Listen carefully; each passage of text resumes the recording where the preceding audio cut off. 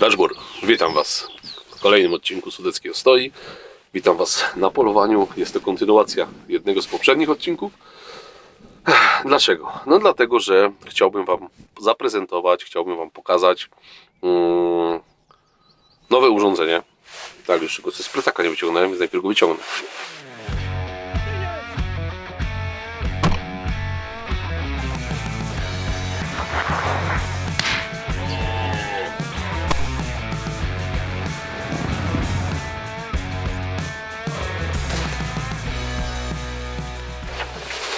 Nowe urządzenie termowizyjne, z którym na dzień dzisiejszy się już zaprzyjaźniłem i na pewno zostanie u mnie dłużej. Z racji tego, że dobrze wiecie, że u nas na sklepie jest dostępna Noctowizja, termowizja, ja sobie te pewne urządzenia biorę ze sobą do klasu i je testuję. Pierwsze testy, jak każdy z Was, jak kupuje nową rzecz, to ja od razu gdzieś tam wychodzę przed dom, patrzę jak w tym widać. No i tak też zrobiłem, jak dostałem ostatnią przesyłkę towaru z tym oto urządzeniem. My tu mamy Findera FH50R. Urządzenie na dużej rozdzielczości, bo na matrycy 640, obiektyw 50, więc obiektyw duży, z dalmierzem. Jak dobrze wiecie, ja jestem zwolennikiem tego, żeby mieć dalmierz w urządzeniu spoterze. Dlaczego?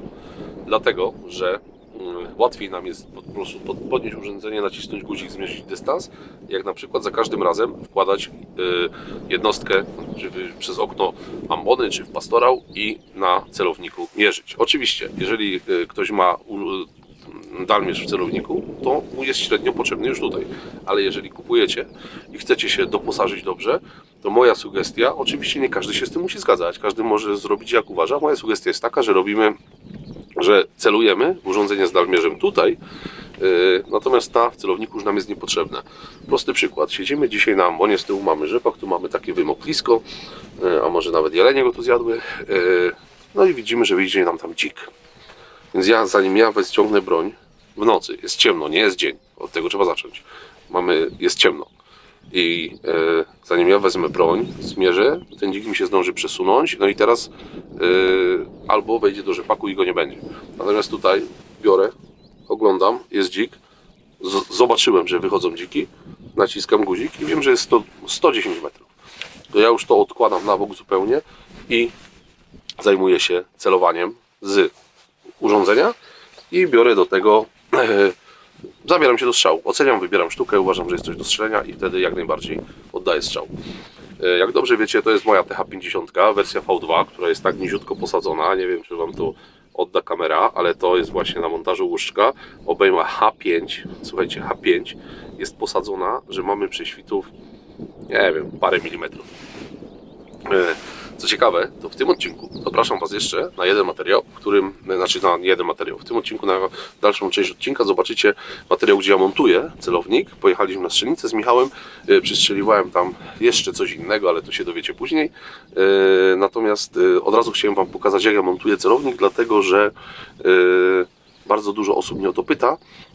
No i pewne osoby mają jakby obiekcje, czy sobie z tym poradzą sami, ale zobaczycie w dalszej części materiału, że zapewniam Was, że przy naprawdę niewielkiej ilości, nie wiem jak to nazwać, sprytu, umiejętności, każdy sobie sam spokojnie na montażu łuszczka zamontuje każdy celownik. Ale wracając. Infrared TH50. Słuchajcie, ja sobie to muszę przestawić, bo mi się wydaje, że ten obraz jest taki kiepski. Poza tym słońce jest takie ostre, świeci mocno. Ale jak tak dam, to będę całkowicie pod słońce. Muszę to już jakoś tak przestawić. O. Dlaczego ja jestem użytkownikiem Infrared TH50? Wstawię Wam kilka tutaj materiałów do tego odcinka, żebyście zobaczyli jakość tego celownika i dlaczego ja ten celownik tak lubię i uważam go za jeden z lepszych, może nie najlepszy, ponieważ najlepszego celownika to jeszcze chyba nikt nie zrobił. Uważam, że do tego jeszcze trzeba poczekać, ponieważ każdy celownik można udoskonalić. Natomiast TH50 moim zdaniem na dzień dzisiejszy jest absolutnie w czołówce celowników. Z tego względu, że mamy dużą matrycę 640, mamy powiększenie wyjściowe 3,5 i to naprawdę robi robotę. inne celowniki, które mają powiększenie wyjściowe na przykład 2, dla mnie jest to za mało. Każde zwiększenie krutności, tutaj w TH50 zwiększamy krutność poprzez klikanie pokrętłem u góry, to jest jakby regulacja powiększenia płynna. Powoduje nam to, że moi drodzy, powoduje wam to, że ten obraz się rozjeżdża. Każde zwiększenie i nie mogą wam opowiadać cuda, bajki. Dla mnie to jest wróżenie z fusów i opowiadanie ludziom rzeczy nieprawdziwych. Każde zwiększenie krutności powoduje, że ten obraz staje się coraz gorszej jakości. Natomiast TH50 przez to, że ma wyjściowo 3,5, ona się, że tak powiem, sprawdza rewelacyjnie. Ja już ją mam długo. Lubię ten celownik, też ze względu na gabaryt, bo jest nieduży, wygląda jak luneta, co dla mnie jest jego absolutnie wielkim plusem i naprawdę sobie radzi. Dlaczego wybrałem TH50? Bo większość, tak jak wam powiedziałem wcześniej, wielkość, gabaryt, kształt lunety oraz powiększenie wyjściowe 3,5. Nie jest to urządzenie bez wad. Straszny to jest muł, jeżeli chodzi o włączanie, bo jak naciśniemy włącznik, zanim on się włączy, nie wiem ile, ale długo. Naprawdę długo. Natomiast ja, polując głównie na dziki i na drapieżniki, ja ją mam cały czas w stand-by'u. Zaczynam polowanie, włączam uruchamiam, jest włączony, wyświetlacz jest wygaszony, więc ten pobór prądu na baterii jest mały. Natomiast on cały czas chodzi, cały czas odświeża, słychać to odświeżanie w nim, natomiast sam pobór prądu nie jest duży. Natomiast używając spotera, tu jest ważne, żeby bateria była dobra, ponieważ tego urządzenia używamy go dużo więcej niż celownika. Ja go włączam tylko przed samym strzałem, oddaję strzał, trwa to, nie wiem, minutę, półtorej, patrzę na reakcję zwierza i go daję znów w tryb stand-by. Natomiast tutaj w spoterze, w każdym jednym, powinien być ta bateria jak najlepsza. Co mi się jeszcze w Infireju podoba? To jest też moje prywatne odczucie. To się każdy może się z tym zgodzić, może się z tym nie zgodzić, ponieważ to jest jakby osobisty odbiór sprzętu przez każdego użytkownika. Mi strasznie pasują ostrość barw. Nie męczy w ogóle oka. Całe menu, cały wyświetlacz jest jakby taki bardziej łagodny i przyjazny. On nie powoduje tego, że oko wam się bardzo męczy. No i przede wszystkim, jeżeli chodzi o Findera, ja znam to urządzenie, tylko znam ten poprzedni model FH35R i znam je dosyć dobrze, a tutaj mamy 50. Podoba mi się gabaryt tego. Podoba mi się gabaryt, ponieważ tutaj urządzenie jest stosunkowo małe. Baterie, które ma, no i teraz właśnie, to jest dobre pytanie. Tego nie wiem. Muszę znaleźć odpowiedź sobie na to. Ponieważ tutaj mamy baterię dedykowaną do Findera. Wygląda ona w ten sposób. Ja uważam, że ona jest zbudowana na bazie baterii 18650, tylko że jest jakby baterią dedykowaną. Czy to dobrze, czy źle? Nie wiem, ale zobaczymy, ile wytrzyma. Jestem z tego bardzo ciekawy. Natomiast jakby była normalna bateria 18650, to pewnie byłaby, oczywiście na pewno byłaby tańsza niż dedykowana ta. No i być może można by było mieć tych baterii więcej. Natomiast tu też sobie można kupić ich więcej, tylko pytanie za ile, nie? I to jest właśnie też, to jest taka moja sugestia, powinno być to w ten sposób rozwiązane, ale powiem wam, że użytkujemy, zobaczymy. Dzisiaj też tu przyszedłem po to, żeby wam nagrać materiał, bo na pewno tu wyjdą sarny. Już był rogacz w poprzednim odcinku, możecie go zobaczyć.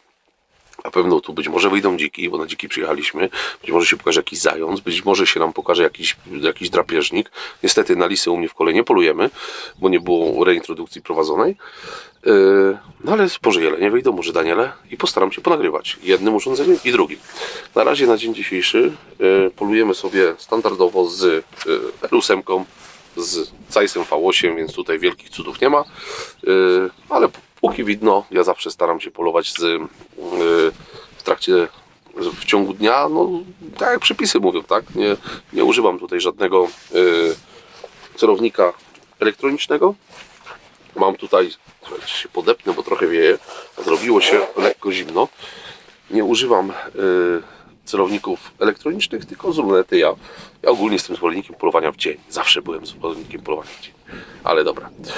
To tak pokrótce. Pewnie odcinek znowu wyjdzie trochę przydługawy, ale w dalszej części materiału, zanim się tam tutaj jakiś zwierz pokaże, chciałbym z Wami pogadać na temat tego, co się dzieje w ogóle w tej chwili w naszym pięknym kraju. Odniosę się do sytuacji więcej, ale do dwóch, powiedzmy, zdarzeń. Pierwsze to wystąpienie pana wicepremiera Kosiniaka-Kamysza w Kole Łowieckim pod Krakowem. Będę teraz z głowy mówił, chyba koło się nazywało Bór. Był obecny na uroczystościach w Kole Łowieckim i wygłosił taką mowę. Ja tą mowę zamieszczę Wam w odcinku, żebyście mogli jej posłuchać i zobaczyć. Także to będzie bardziej materiał dźwiękowy, więc zapraszam Was do odsłuchania. Na naszych terenach nie mieliśmy upraw kukurydzy, które przynoszą 7 milionów ton plonów rocznie. Zmieniła się populacja dzika, przez zmianę populacji dzika zmieniają się populacje innych zwierząt. Jeżeli nie będziemy dokonywać odstrzału, niektóre gatunki wyginą. Zaburzymy ekosystem, w którym żyje. Ochrona ekosystemu to jest zadanie łowieckie. Ochrona gatunków, żeby jedne drugie nie wypierały, to jest łowiectwo. Tradycja i kultura, również nasza historia. Ja nie będę tylko mówił o wspaniałych poematach, wierszach czy wspaniałych osobach, które tworzą łowiectwo od lat. Był wspomniany pan profesor Antoni Dziadkowiak, pan profesor Stanisław Chodorowicz, którzy, rozumiem, też mieli udział w swojej promocji myślistwa. Ono jest dzisiaj potrzebne. Ja mam swój pomysł, jak pokazać myślistwo też z innej strony, żebyście byli lepiej postrzegani. A przez to my, żebyśmy byli lepiej postrzegani, jako ci, którzy za myślistwem stoją. Wystąpiłem do Polskiego Związku Łowieckiego jako minister obrony z inicjatywą współdziałania na rzecz bezpieczeństwa państwa polskiego. Jestem ogromnie zainteresowany aktywnością wszystkich, którzy są do tego zdolni, w byciu częścią obrony cywilnej, częścią aktywnej takiej działalności związanej z obronnością państwa. To nie znaczy, że będziemy wzywać na przeszkolenia i tak dalej. To znaczy, że wy jesteście przeszkoleni lepiej niż niektórzy dzisiaj funkcjonujący w wielu jednostkach.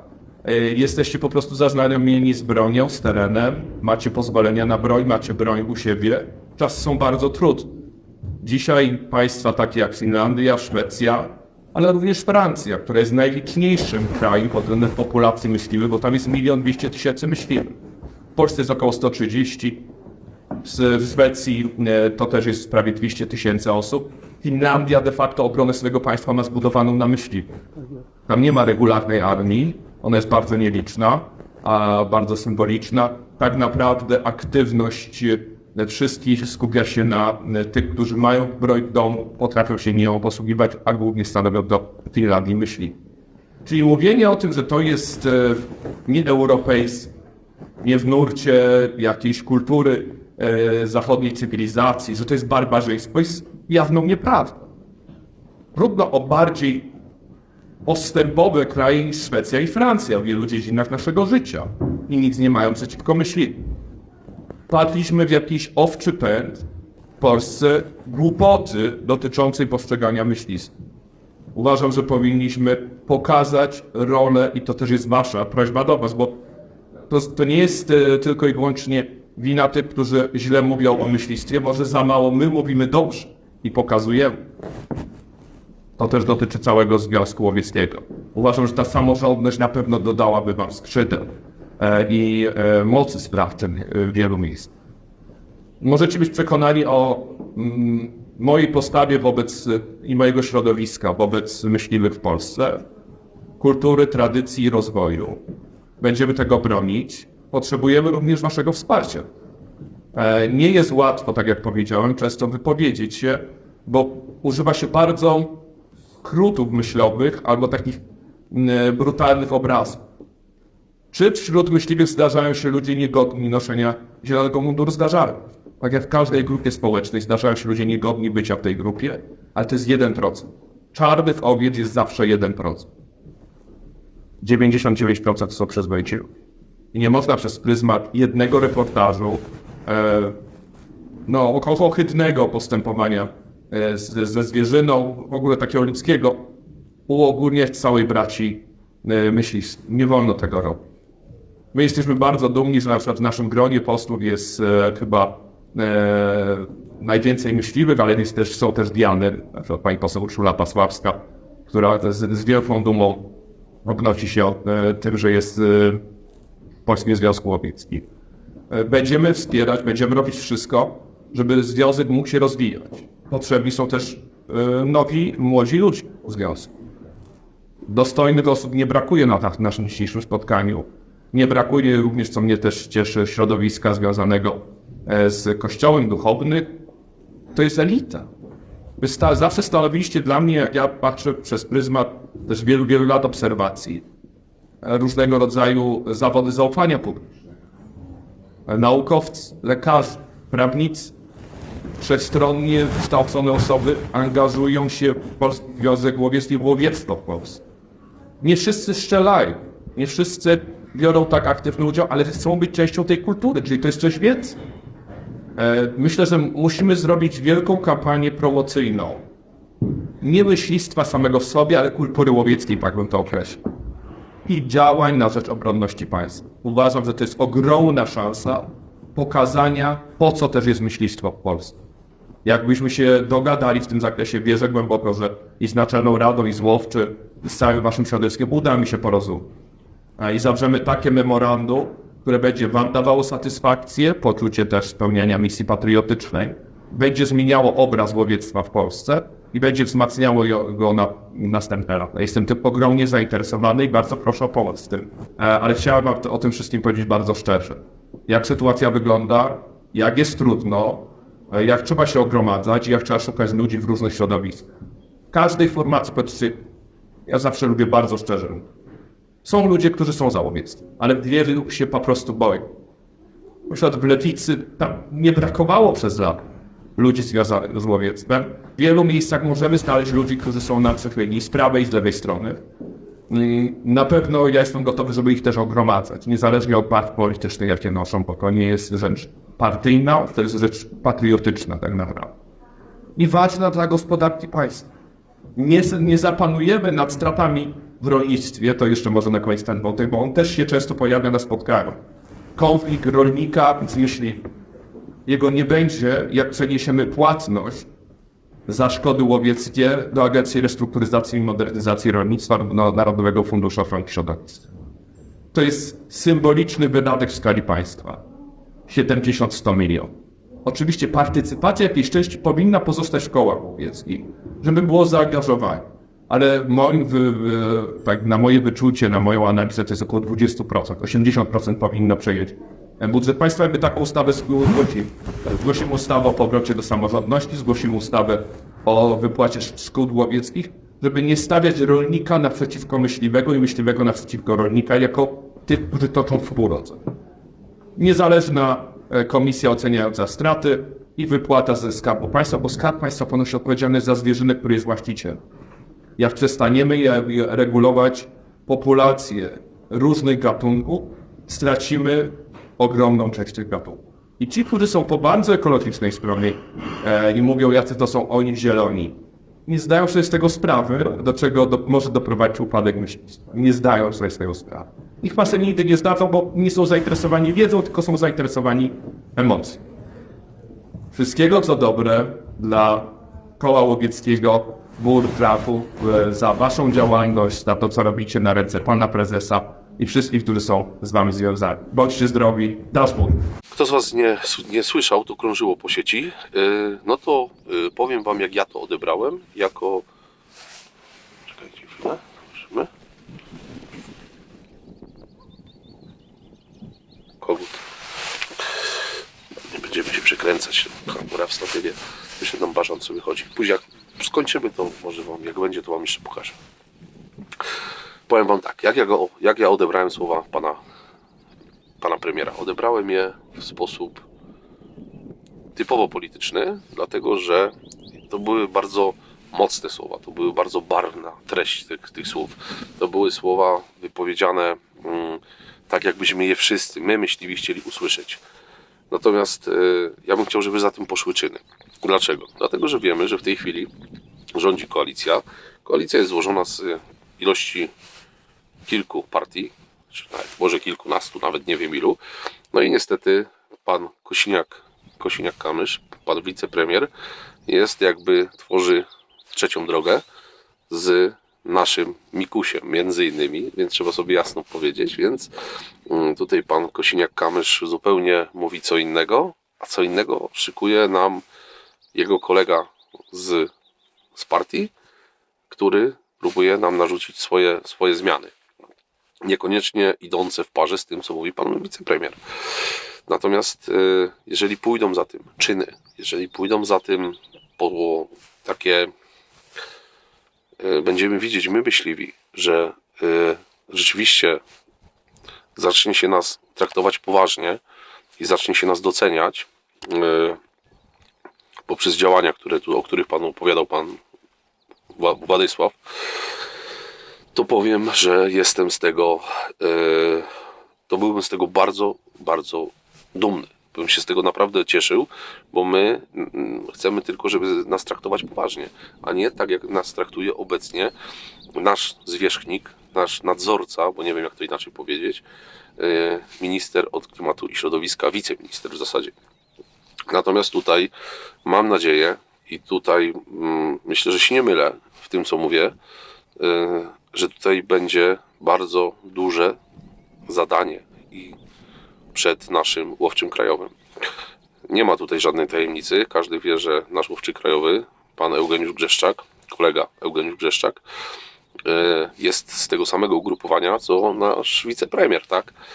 Wywodzi się po prostu. Pewnie teraz już nasz łowczy krajowy troszeczkę chyba z polityką odpuścił. Być może już czas emerytury. Wiek pewnie to spowodował, ale politykiem jest całe życie, tak? Natomiast mam nadzieję, że tutaj pójdziemy w tą stronę, że nasz związek ten przekuje to, co powiedział wspólnie z MON-em, przekują w rzeczywiste działania. To by była jedna sprawa. I teraz przejdźmy do tej sprawy, która się teraz dzieje, już praktycznie cały internet o tym huczy. Dzisiaj mamy 26 kwiecień, jak ja wam to nagrywam, tak? Czy 25? Który dziś jest? 25, przepraszam, jutro jest 26. To kojarzycie temat? Ostatnie pokolenie? No, to chciałbym, żebyście, jak ktoś nie kojarzy, to wygooglujcie sobie. Ale myślę, że chyba mało kto w tej chwili nie kojarzy. Kto się przykleja na drogach, obrywają syrenkę, wchodzą do filharmonii, ludzie słuchają koncertu, ktoś zapłacił pieniądze za to, oni stoją z banerem. Nawet to nie są pożyteczni idioci, to są po prostu idioci. Idioci, to jest, nie wiem jak to nawet nazwać. Ludzie, którzy żyją zupełnie w innym świecie i uprzykrzają życie wielu Polakom. Dzisiaj słuchałem wywiadu w kanale Zero Krzyśka Stanowskiego i Roberta Mazurka i był tam taki jeden starszy dziodek z tego ugrupowania i taki młody, co tam mówi, że na czarno sobie dorabia, korepetycje daje i podatku nie odprowadza, z pitami przyszedł i tak dalej. To w ogóle jakiś absurd. Wywiad ma ponad 2 godziny, ale posłuchajcie, jak nie chcecie posłuchać, jak oni bredzą, to radzę wam posłuchać. Najlepszy tekst był taki, jeden z tekstów, tam było kilka. Ten dziadek mówi, że on widział ręce tych aktywistów, którzy się przykleili w Niemczech do asfaltu, jak one, bo tam w Niemczech się nie pitolą, tak jak u nas ci policjanci, tylko to też możecie na YouTubie zobaczyć, tylko policja podeszła, złapała za łapska, pociągła razem, część skóry została na asfalcie, a część się oderwała i on tak był przerażony, bo on widział ręce tych ludzi, co się przykleili. Guma, wąskie drzwi, wysokie progi. Ja bym ich podklejał bardzo szybciutko tutaj w Polsce. Natomiast ja się pytam, czy ten dziadek widział kiedykolwiek ręce rolnika albo człowieka, który fizycznie pracuje przez całe życie, a on się przejmuje jakimiś idiotami. No szkoda gadać w ogóle, słuchajcie, musicie sobie zobaczyć u Krzycha Stanowskiego ten materiał, bo jest na co popatrzeć. I mamy drugi materiał, który też jakby twórcom i tutaj podziękowania, nie wiem czy w ogóle to do pana Roberta Mazurka dotrze, ale chciałbym, żeby to dotarło do niego. Być może w jakikolwiek sposób odsłucha moje kilka minut, Ja chciałem mu bardzo serdecznie podziękować za wywiad w RMF-ie. Po prostu ta, która w ogóle żyje z grantów, gdzieś na naszym TikToku się tam przewinęła. Dominika Lasota, aktywistka klimatyczna z Inicjatywy Wschód jest ze mną. Dzień w dobry, studiu. dzień dobry państwu. W Warszawie od kilku dni grupa aktywistów klimatycznych, ostatnie pokolenie, blokuje, a w każdym razie próbuje blokować mosty.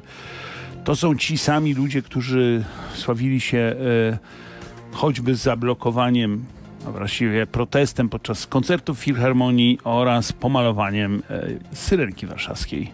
Pani Dominiko, pani się przyłącza do tych protestów? Jeżeli są one konieczne, to zdecydowanie tak, a w tym momencie są konieczne. Jako Inicjatywa Wschód robimy inne rzeczy, które też są przydatne, jak nie wiem, chociażby... To jest przydatne. To pani nazywa uważam, przydatnym. że akcje, które sprawiają, że o tym kryzysie mówimy, tak, uważam, że to, co mnie najbardziej boli w tej sytuacji, to to, że jakby znowu trochę mamy taki konflikt między jednymi zwykłymi obywatelami, a innymi zwykłymi obywatelami. Ale wy gdzie tak nie naprawdę jesteście powinniśmy zwykłymi się obywatelami. wkurzać. Zwykli obywatele nie blokują innym na przykład mostów. Oczywiście, no ale ci ludzie nie robią tego z przyjemności albo dla fanów. Nie Ci wiem, ludzie a wie pani, to jest robią bardzo tego dobre z pytanie. przerażenia. Z przerażenia to robią. A jak powinna reagować policja na takich przerażonych ludzi, którzy blokują mosty? Uważam, pani że zdaniem? powinna przede wszystkim przestrzegać prawa. To, co Tak. się działo na przykład chociażby we wczorajszej akcji, gdzie dziewczyna została brutalnie potraktowana przez policję i trafiła Jak do szpitala. brutalnie? Nie Co jej powinni- się stało? No, policja zrywała tych ludzi z drogi. Zrywała, czyli powinna ich zostawić. Niech oni tam siedzą, tak? Myślę, że ci ludzie w pewnym momencie schodzą z tej drogi i przerywają Że ten trzeba protest. Ten czekać, protest nie aż ma trwać. zgłodnieją? Nie, ja pytam panią poważnie, bo to zmieńmy ten ton na serio. Jak powinna, pani zdaniem, reagować policja? Uważam, że policja powinna wykonywać swoje obowiązki, W być jaki na tym sposób? proteście. Być na protest. Tak. Wspierać was. No ale myślę, że panie redaktorze, w tym momencie jakby ja Pani nie czuję chce- się dziwnie z tym, że kiedy chodzi o protesty klimatyczne, to jest takie duże oburzenie, taka histeria, kiedy rolnicy chwilę temu Chce pani blokowali powiedzieć, że traktorami. rolnicy, proszę pani, składają najpierw, to jest zgromadzenie publiczne zgodne z prawem. Wy nie występujecie o zgodę na demonstrację. Pani Dominiko, to jedno proste pytanie. Proszę mi powiedzieć, jak policja powinna zareagować na aktywistów, jak pani mówi, przerażonych, którzy siedzą na moście i blokują ludziom dojazd do pracy, blokują drogę karetką, blokują drogę wszystkim tym, którzy z różnych powodów muszą się dostać do pracy. No uważam, że policja powinna stawić się na takie miejsce, zabezpieczyć ten protest tak jak zabezpiecza wszelkie protesty i doprowadzić do tego, że po tym jak ten protest będzie trwał, żeby on się rozwiązał. No tak jak działy się strajki kobiet, wtedy policja również te protesty... Czyli policja, pani zdaniem, powinna stać i się przyglądać, patrzeć, żeby wam się nic nie stało. Myślę, że tak, a potem powinna ten protest w naturalny To sposób fantastyczne. się Wie pani, że tak się nie rozwiązuje. dzieje nigdzie na świecie. Grupa aktywistów Ostatnie Pokolenie została uznana w Niemczech przez Sąd Krajowy w Monachium za organizację przestępczą. Mało tego, za zorganizowaną grupę przestępczą. To oznacza, że jest traktowana jak mafia, jak bandyci. A propos walki, No. bo pani nie pracuje. Z czego pani Nie no, żyje? pracuję. Jestem jakby członkinią i pracuję w organizacji pozarządowej, którą jest Inicjatywa Wschód. Z czego pani żyje? No, żyję z ciężko wywalczonych różnych grantów i środków, które Ciężko zbieramy. wywalczonych grantów. No tak, no wie pan, mam 22 lata, prowadzimy organizację. No prowadzenie NGO-sa w Polsce nie jest łatwe. My to robimy poświęcając na to całe swoje życie, nie chodząc na studia. Proszę mi powiedzieć, pani jakie ma wykształcenie? Skończyłam liceum. A, no tak. I naprawdę chciałbym bardzo serdecznie podziękować panu Robertowi za dogłębną, bardzo głęboką, skuteczną, doskonałą orkę tej idiotki. Ponieważ zrobił to naprawdę, jest w tym dobry, jest w tym jednym z lepszych redaktorów, dziennikarzy przede wszystkim w Polsce. Jest absolutnie tutaj, dużo osób powinno się uczyć od niego. Zawsze przygotowany merytorycznie, wiedza, potrafi się zachować i zrobił to jak zawodowiec. Naprawdę jak zawodowiec. Powstawiam wam te materiały, te najciekawsze, żebyście zobaczyli tych matołów po prostu. Ale po co ja o tym wam wszystkim mówię? No po to, moi drodzy, po to, żebyście uświadomili sobie jedną rzecz, że w którą stronę to wszystko zmierza. No w którą stronę to wszystko idzie, dlaczego my jako normalni, ja uważam się za normalnego człowieka. Mam rodzinę, mam żonę, mam 2 dzieci, jemy mięso, słuchajcie, jesteśmy normalni, tak? Korzystamy z tego, co daje nam przyroda. Jadę ze Stasiem na ryby teraz, będziemy wędkować, chodzę na polowania, mamy swoją szklarnię, ogródek, no, normalnie funkcjonujemy, jak normalni ludzie i nam się chce to zabrać. Po prostu i tacy odklejeńcy po prostu wchodzą z butami w nasze życie, w życie normalnych ludzi. Ja się z tym nie zgadzam w żaden sposób. Nie ma na to mojej zgody i na pewno ja osobiście nie ulegnę. Także choćby nie wiem co, mam swoje zasady i nie mam zamiaru ich się podporządkowywać i słuchać tych kretynów. I dlaczego o tym wam mówię? Bo ten odłam tego zidiocenia, tych terrorystów, bo to oni są prawidłowo nazwani przez na przykład pana Mazurka, przez pana Stanowskiego, zostali nazwani krótko, to są terroryści. Z terrorystami się nie negocjuje, do terrorystów się sami sobie dopiszcie co. Natomiast odłam tych ludzi w tej chwili wchodzi z butami do ministerstwa i chce w tym ministerstwie tam być. I ci ludzie doradzają w Ministerstwie Klimatu i Środowiska. To są te same osoby. Rozumiecie to? To są osoby o tych samych poglądach. Więc albo nasza władza, chociaż wydaje mi się, że nie dzieje się nic z przypadku. Nasz premier zrobił to specjalnie. Wrzucił takich właśnie asów, żeby sami się zaorali. No i w pewnym momencie to posprząta. I mam taką cichą nadzieję, że będzie to w końcu posprzątane, bo wystarczy już tego, co próbują robić z lasami państwowymi, co próbują robić z łowiectwem. Za chwilę się za wszystko wezmą, tak? Mamy tych Zagłębie w tej chwili jesteśmy chyba jedynym krajem w Europie, który może otworzyć kopalnię takich matołów i nam się zasoby nie skończą. To by było na tyle, więc co? Trochę sobie pogadałem, trochę posłuchaliście pana wicepremiera Kosiniaka-Kamysza. Pośmialiście się z tych asów, że tak powiem. Ja sobie posiedzę. Jak wyjdą tu jakieś dziki, to do was oczywiście wrócę. Pogoda jest jaka jest zimno. W ogóle nie wiem, jest 4 stopnie czy 5. Tu majówka za pasem, a tu jest naprawdę zimno. Więc powiem wam, że mam nadzieję, że nam tu dzisiaj jakiś zwierz się pokaże, żeby trochę ten odcinek urozmaicić. No i tak jak powiedziałem, tak się stało. Coś tam idzie. No proszę. Widzicie? Tak jak powiedziałem, tak się stało. Rogacz. Jaki wysoki. Muszę wam go pokazać. Bo kawał kozła wysoki.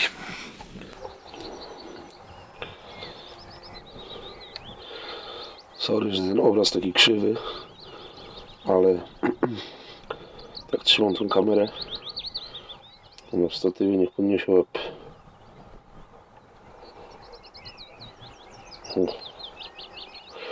Kto się do was już rozgląda za kozłami?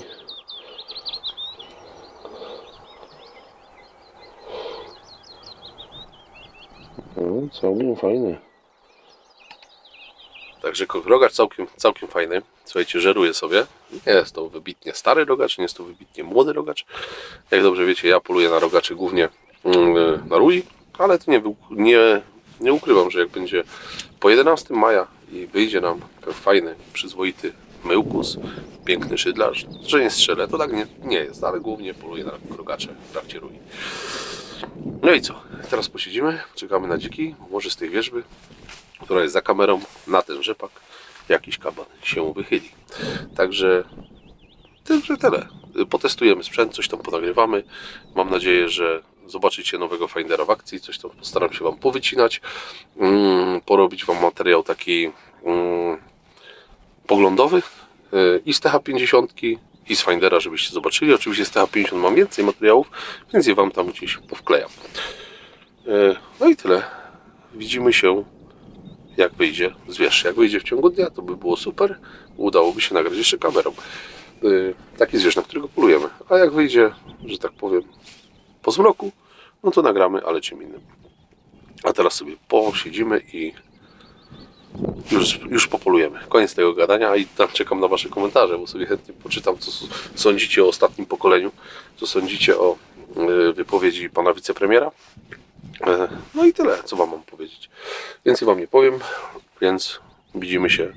Mam nadzieję, że jak wyjdą nam dziki, czy one się pójdą kąpać w taki ziąb, to myślę, że nie. To jest rów z wodą. Myślę, że one nie bardzo się będą chciały kąpać, bo im też jest chyba zimno. Ale jeść coś muszą. Więc tu mamy ściernisko. Nie wiem dlaczego tu jest jeszcze ściernisko. Pewnie będzie gryka. Posiana tu mam, nie wiem. 70 hektarów ścierniska. A tu mamy rzepak, tam mamy jakieś zasiewy, więc jeżeli tu są dziki, to muszą wyjść tam. Powinny wyjść tędy przed nami, ale to się okaże. Także polujemy.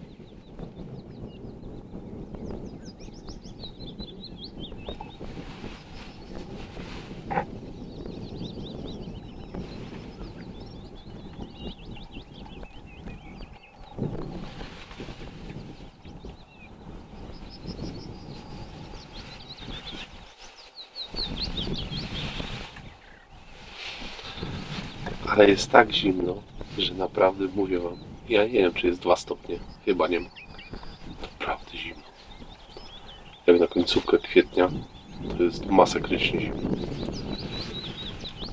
Tak jak wam powiedziałem, mega zimno, ale coś mi się przypomniało. Kiedyś tu przyjechałem, też był rzepak na tym polu, przy tej wierzbie. To było po południu. Rzepak był żółty, może powiedzmy ta była pora co teraz, może parę dni później, chociaż w tym roku jest wszystko przesunięte. Słuchajcie, przyjeżdżam, wchodzę na ambonę i tu też było takie wymoklisko od ambony, jakieś 50 metrów przy tym rowie, nie było rzepaku. Ja wchodzę, a tam ze 30 dzików w środku w tym rzepaku. Ganiają się, biegają. I wiecie, że nie strzeliłem wtedy dzika. Tak się zapatrzyłem na nie. Jeszcze wtedy nie nagrywałem, nie prowadziłem kanału. Ale była taka ekipa, taka watacha, że mówię wam, że było ich, myślę, że ponad 30. Pięknie to wyglądało, bo ten rzepak cały żółty, był dużo wyższy niż w tym roku, gęstszy i na środku taka nie wiem, powiedzmy 100 metrów kwadratowych dziura i te czarnuchy tam pomiędzy tym rzepakiem, kontrast na żółte, na żółtym tle tych dzików był niesamowity.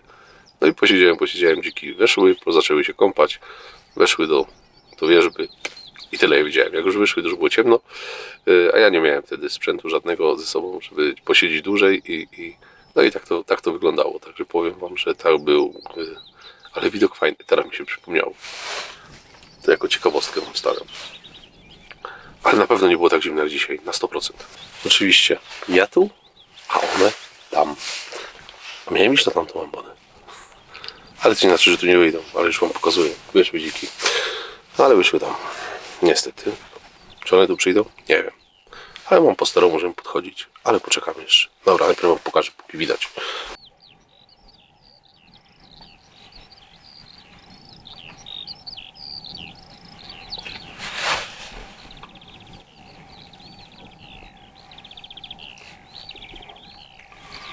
Uceluj teraz tu, gdzie one są. Już tylko mnie widziałem. O, jesteśmy. Słuchajcie, muszę to zrobić tak, o. O. Uwaga. I cóż my tu mamy? Mamy tu kabany. Proszę bardzo. Dzik jaki jest, każdy widzi. I teraz patrzymy sobie na ścieżkę, czy coś tam za nim pójdzie. Podcięty. Dzik do strzelenia. Słuchajcie, bo to nie jest takie proste, jest duży zoom. O. Ale słuchy spore. No, nie mówię. Ja tam, one tam. Proszę bardzo. To jest bardzo daleko do nich. Zaraz ale mamy findera z dalmierzem. To zmierzymy. A może tu przyjdą. Poczekamy. Plan jest taki. One są w rzepaku. I to są chyba te, które ja widziałem. One są obydwa do strzelenia. Bo widziałem je 2 dni temu. Borys, coś mi się tam kręci. Jeżeli tu z tej wierzby nie wyjdzie nic innego, a tamte dziki nie będą chciały tu bliżej podejść, no to spróbujemy podejść. Tylko wtedy już nie będziemy nagrywać kamerą, no bo nie jestem w stanie sam. Bo znaczy, jak nagrywać kamerą w nocy? Mam Soniaka, na którym zbudowałem ten kanał. Nie wiem, ile ta kamera ma lat. Już w serwisie była 2 razy, ale działa, nagrywa. Więc plan jest ambitny. Weźmiemy sprzęt i spróbujemy podejść. Nagrałem je wam trochę finderem. TH50 jeszcze nie zapinałem. Jakieś sarty ponagrywałem, żebyście zobaczyli, jak to widać. I widać nieźle. I już wam powiem, że kozacki sprzęt, bardzo kozacki. Ten Dalmierz robi roboty, nawet zający mi się tam udało nagrać na, nie wiem, 400 metrów. I widać, że to zające. Zobaczymy, jak to będziemy montować.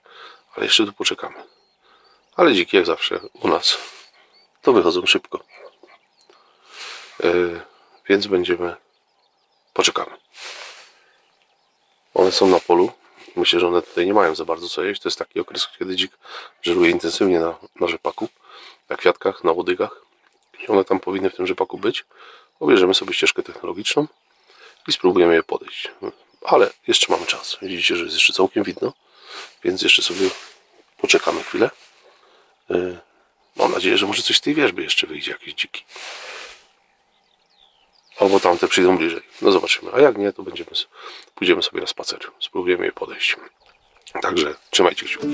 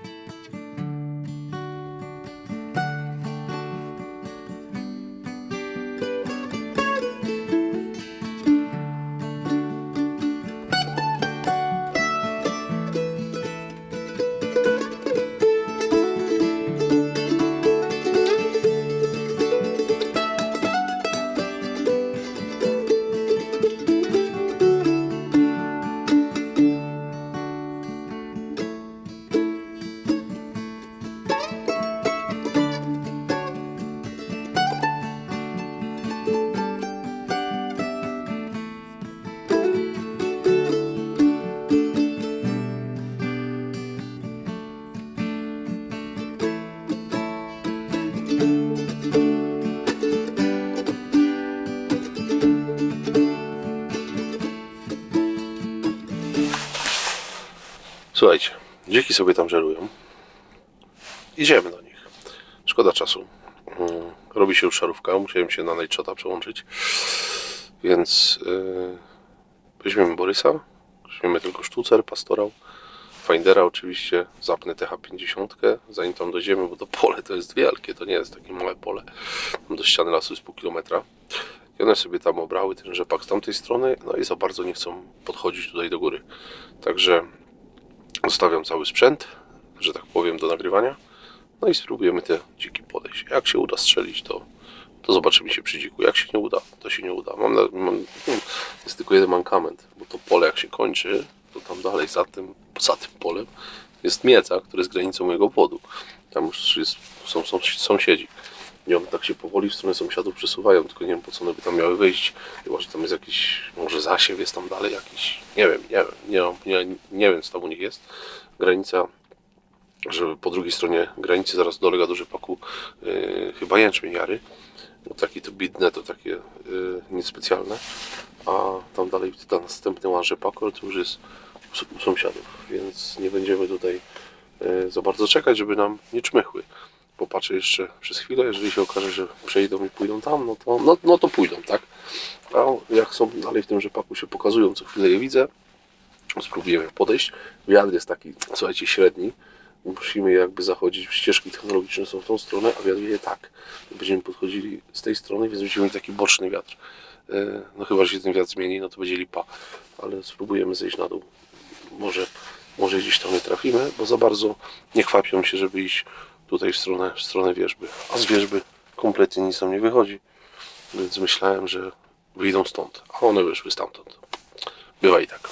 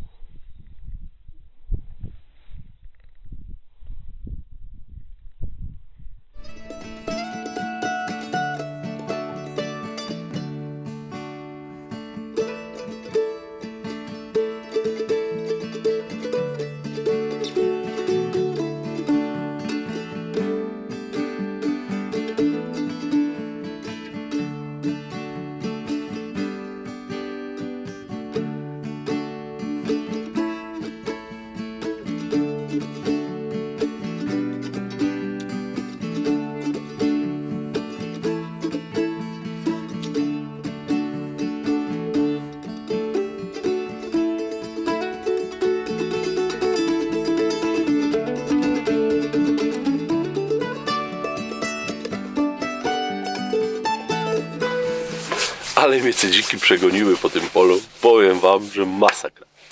Najpierw poszliśmy tam z Borysem, doszliśmy do samego końca. Nie ma ich, ale tam jest druga ambona. W sumie to są 3 ambony, 4 tak naprawdę. Wszystkie 4 wstawialiśmy wspólnie z kolegami.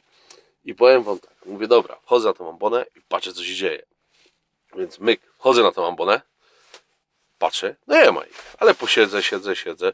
Słuchajcie, ten rzepak tam im bliżej lasu, tym on jest wyższy, nie? Mówię, no przecież ja wiedziałem, znałem te dziki, ja tu przyjechałem tak, no nie przyjechałem w ciemno, widziałem te dziki 2 dni wcześniej i mówię, no muszą gdzieś tu być, no przecież no niemożliwe, no w kosmos nie wyleciały, nie? Więc się zawróciłem i mówię tak, siedzę na tej ambonie, w pewnym momencie odwróciłem się w stronę tej ambony, z której do was nagrywałem odcinek, patrzę, one są z tej strony pola. No z powrotem, ścieżkę technologiczną i powoli zaczynam podchodzić, nie ma ich. Ale mówię, dobra, jeszcze wejdę na ambonę, bo inaczej się patrzy z góry, inaczej się patrzy z dołu. Wchodzę na ambonę, no są. No i nagrywam wam Finderem, nagrywam wam TH50 sporo. No i stoję w tym rzepaku, nie mam takiego idealnie czystego strzału, ale wiem, że ten rzepak jest rzadki. No i czekam, kiedy się tam ten kawałek komory tego dzika pokaże. Jeden był minimalnie większy, 2 były troszkę mniejsze. Już wiedziałem, że tego minimalnie większego strzelał nie będę. One wszystkie miałem rozpracowane, oglądałem je 30 minut tak naprawdę. Patrzyłem, czy nie ma żadnego drobiazgu, one mi przechodziły, czy one nie mają jakichś wielkich brzuchów jeszcze. Czasami jest tak, że te lożki się później proszą, ale już wiedziałem, że to są wszystkie 3 do strzelenia. Ale chciałem strzelić te mniejsze. Z racji tego, z wielu względów, choćby nawet z względów takich, że na pick-upa trzeba wysoko podnosić, ja jestem sam, więc byłoby mi ciężko. Więc mówię, strzelam mniejszego. Jak się uda, to może strzelę 2. Jak widzieliście, udało się strzelić 2. Więc one były, strzelałem, słuchajcie, ten dystans, który był do tych dzików, to było około 100 metrów. 100 metrów w tym rzepaku, zresztą pomierzone Finderem, myślę, że to powinien wyjść fajny materiał. Więc przymierzyłem do pierwszego dzika, bum! No i widzę, że pięknie farba się leje, ja zawsze strzelam na komorę, więc prawie zawsze, może nie zawsze, bo za chwilę się tam ktoś znajdzie, że prawie zawsze strzelam na komorę, więc widzę, że dzik odbił w lewo i widzę, że farbuje, że jest wszystko ok. Poza tym mam profesora na dole, czeka.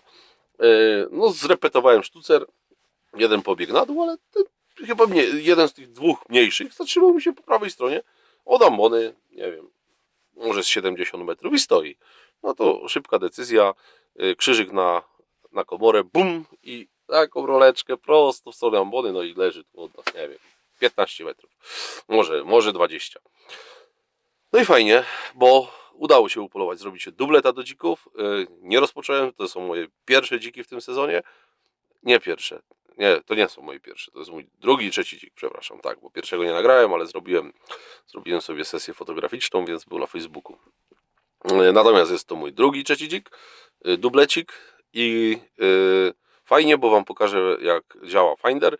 Łączymy Finder, czyli, bo ten mini Finder, przepraszam, mini Finder to jest to, a mini Finder to Borys ma, czyli Rexa. Mam już totalnie ciemno, bo jest godzina 21, więc za chwilkę puszczam Borysa, włączę mu wszystkie te latarki, żebyście widzieli i tyle.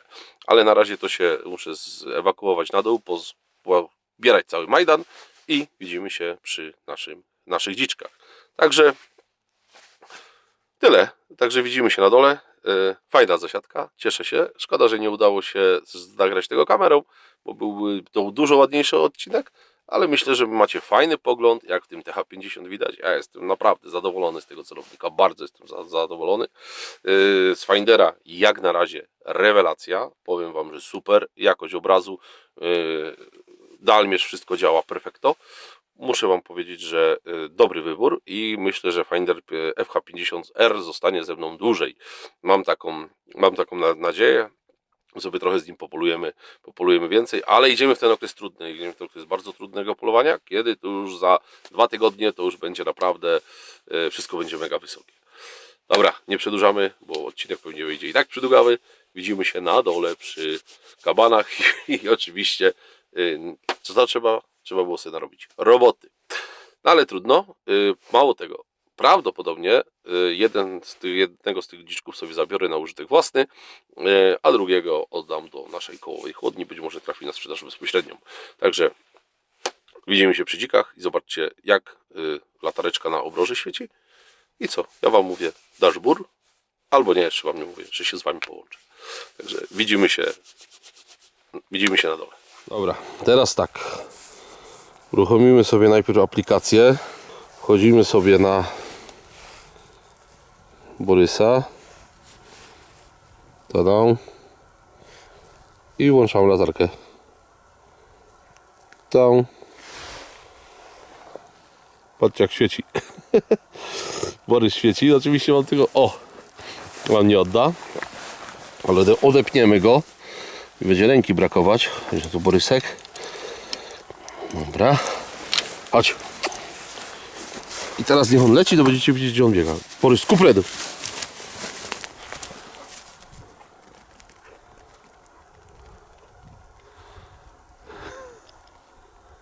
Oho.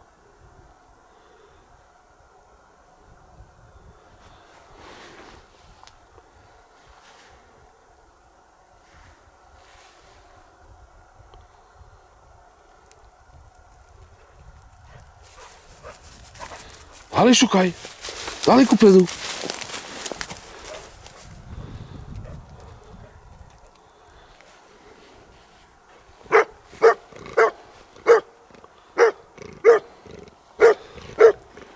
Jest dzik. Dobra.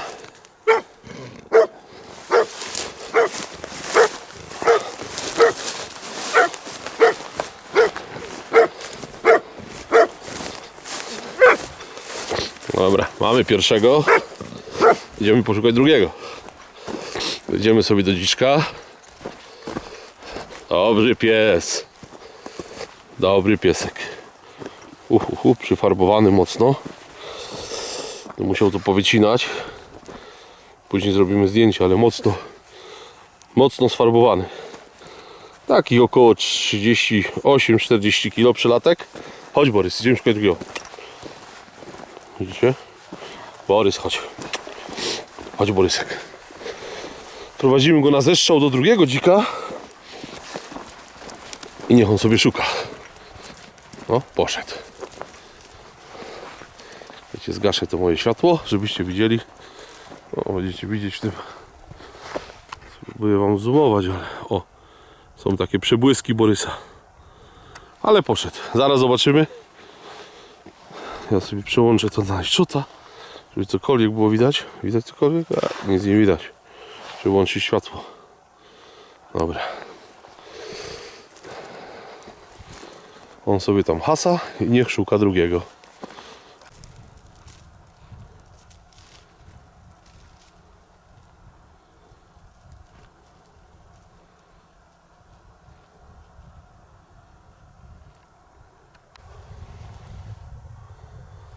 Specjalnie wam tak nagrywam, żebyście zobaczyli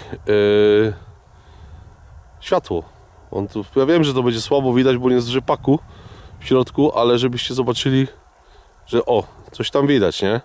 Kamera to nie nagrywa tak jak to powinno, ale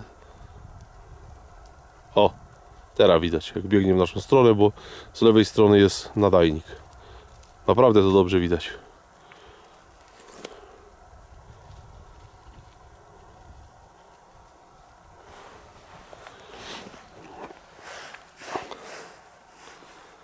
Sobie wejdziemy na mapę. Coś pokażę.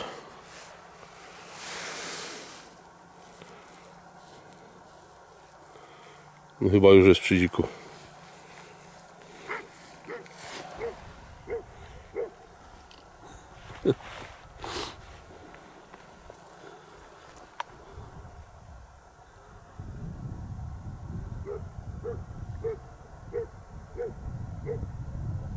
Myślę, że to słychać.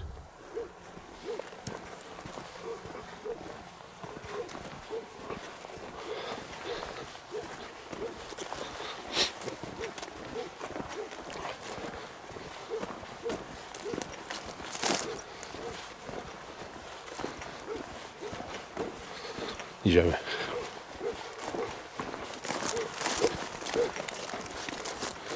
I nawet zobaczcie, teraz wiem, w którą ścieżkę technologiczną wejść, bo ja już go widzę.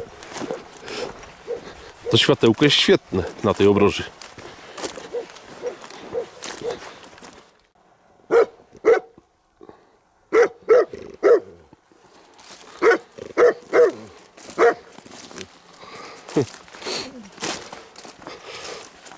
I co my tu mamy, Borys? Tada, drugi dziczek. Dobry pies. Dobrze, Borys. No tutaj już nie będzie kolorowo. Dobry piesek. Czekajcie, muszę się teraz jakoś odwrócić z tym światłem. Albo nie, światło wyłączę. Przełączę się na light shota. Dobra. Obrócę sobie kamerę. No i widzicie? Piękne polowanie. Bardzo chłodny, kwietniowy wieczór. Ale z psem. Myślę, że sporo z odcinka się dowiedzieliście. Zobaczyliście parę akcji. Zobaczyliście, jak Rex działa. Borys też spisał się pięknie. Idziemy się brać do roboty. Chodź, Borys. Musimy wrócić. Pójdziemy sobie po samochód. Będziemy się tu męczyć teraz, żeby to powyciągać wszystko. Łatwo nie będzie, ale damy radę. Także ja wam mówię, dasz bór i do zobaczenia w kolejnym odcinku.